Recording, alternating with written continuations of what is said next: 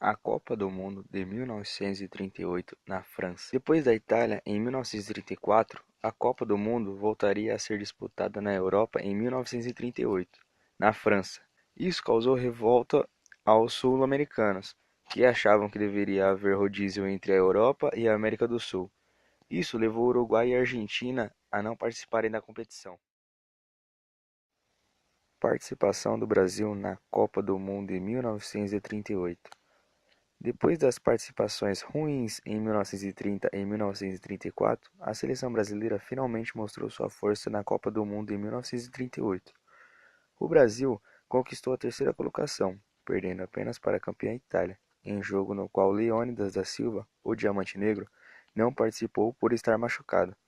A seleção brasileira fez sua estreia em jogo emocionante contra a Polônia, o qual terminou 4-4 no tempo normal e foi vencido pelos brasileiros por 6-5 na prorrogação.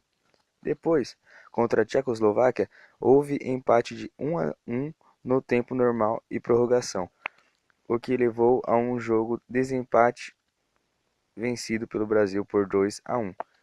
Depois da derrota por 2-1 para a Itália na semifinal, o Brasil conquistou a terceira colocação com vitória de 4-2 sobre a Suécia.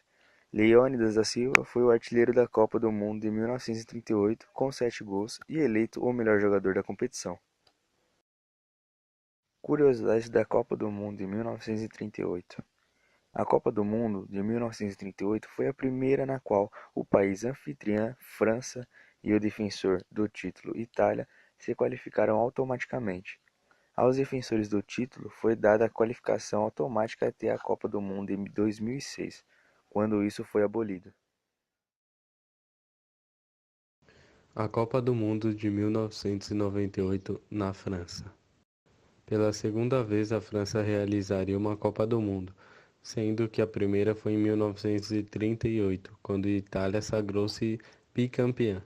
O destaque de investimento em infraestrutura foi a construção de moderno Stade de France, com capacidade para 80 mil espectadores. Participação do Brasil na Copa do Mundo de 1998. Consciente que a seleção que havia conquistado a Copa do Mundo de 1994 não havia empolgado, apesar do título, o técnico Zagallo montou uma equipe mais ofensiva. Na primeira fase, o Brasil garantiu a classificação logo nos dois primeiros jogos com vitórias, de 2-1 sobre a Escócia e 3-0 sobre o Marrocos. No terceiro jogo, já classificada, a seleção brasileira perdeu de 2-1 para a Noruega, mas isso não afetou na sua classificação.